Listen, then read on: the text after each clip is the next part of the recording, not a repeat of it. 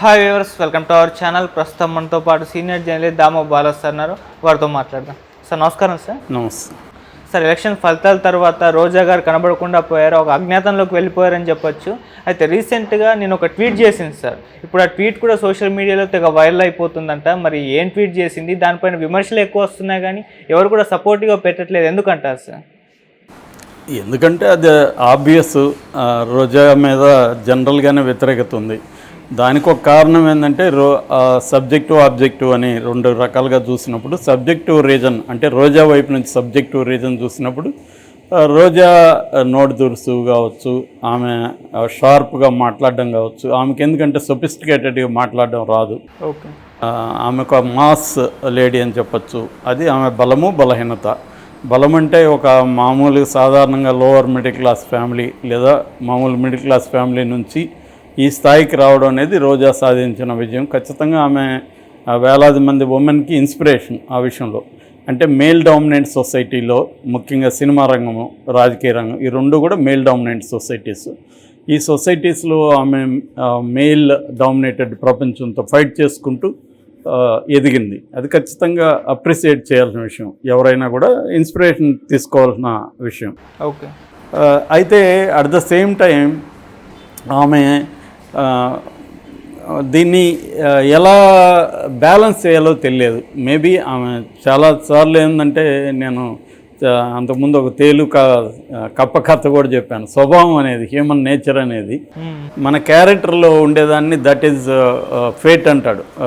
6000 సంవత్సరాలకు ముందే Greek philosopher personality is fate అనేది ఆయన famous theory. Personality is destiny అంటాడు. అలాగా ఒక్కొక్కరికి ఒక పర్సనాలిటీ ఉంటుంది. ఆ పర్సనాలిటీని వాళ్ళు అంత ఈజీగా మార్చుకోలేరు.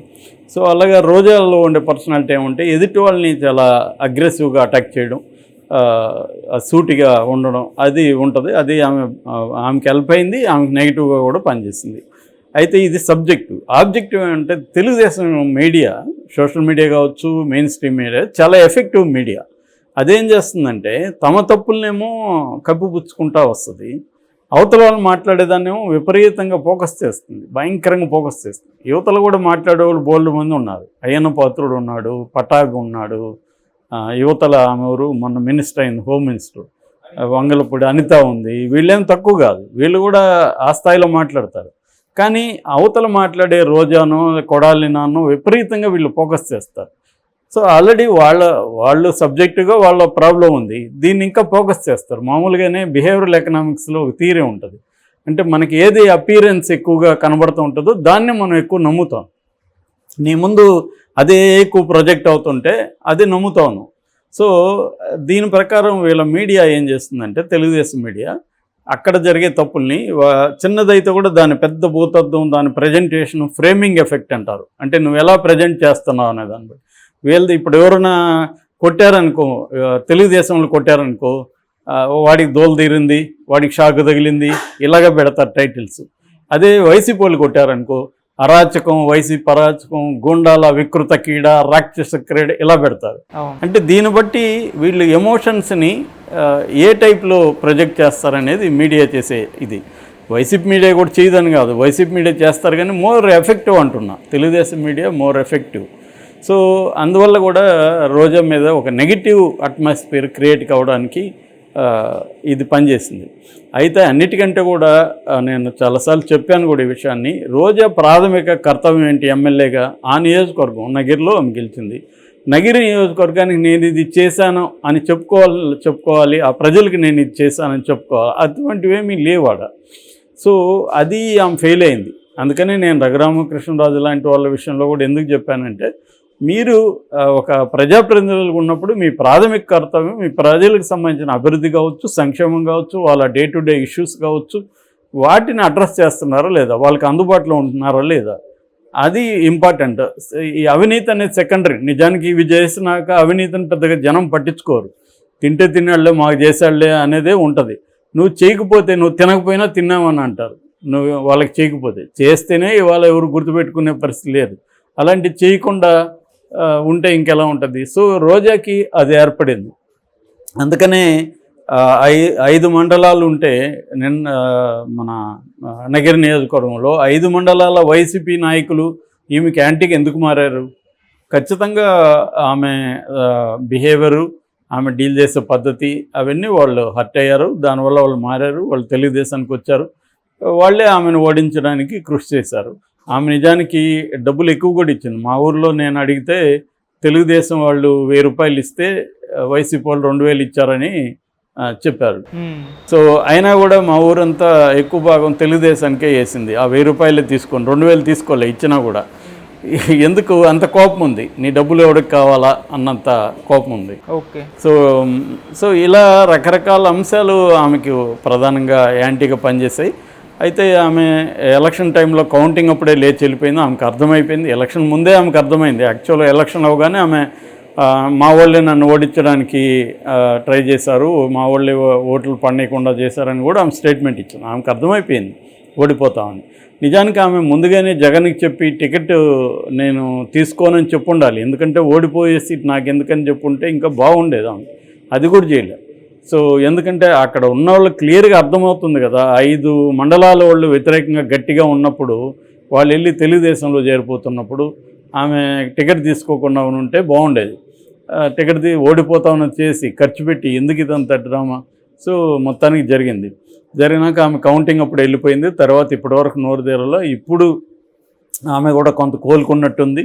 సో ఆమె ట్వీట్ చేసింది అదేంటంటే, చెడు చేసి ఓడిపోతే సిగ్గుపడాలా, కానీ మంచి చేసి ఓడిపోయాం, గౌరవంగా తలెత్తుకు తిరుగుదాం, ప్రజల గొంతుకై ప్రతిధ్వనిద్దాం.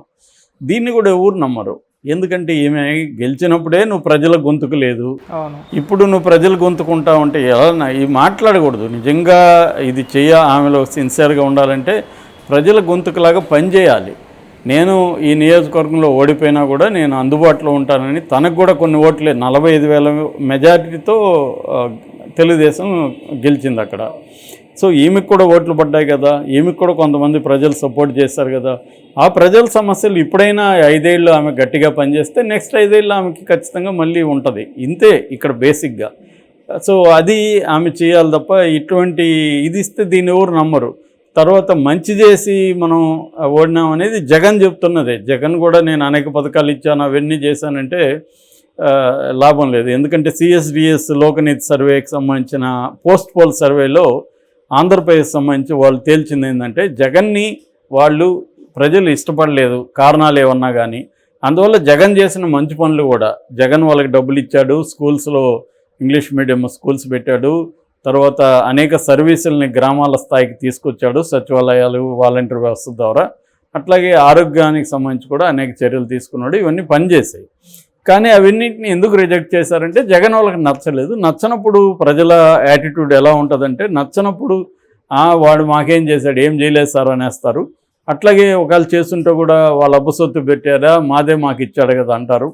సో కాబట్టి ఒక ఫ్యాక్టర్ అనేది నమ్ముకుంటే కుదరదు. జగన్ సింప్లిస్టిక్గా నేను మీకు డబ్బులు వేసాను కాబట్టి మీరు నాకు ఓట్లు వేయండి అని ఒక సింప్లిస్టిక్గా వెళ్ళాడు. అది రాంగ్ అనేది.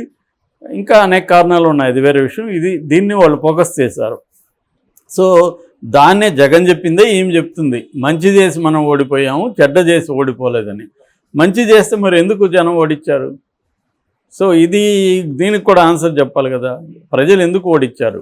నువ్వు మంచి చేసావు సరే, మంచి చేస్తే ప్రజలు ఎందుకు ఓడిచ్చారు అనేది చెప్పలేదు. ప్రజల గొంతుకై ఉందాం, గౌరవంగా తలెత్తుకు తిరుగుదాం అనేది ఓకే. ఓడిపోయినంత మాత్రాన్ని ఎవరు తల ఉంచుకొని బతకాల్సిన అవసరం లేదు. ఆయన మళ్ళీ 180 అంత గెలుచుకొని అధికారంలోకి వచ్చాడు.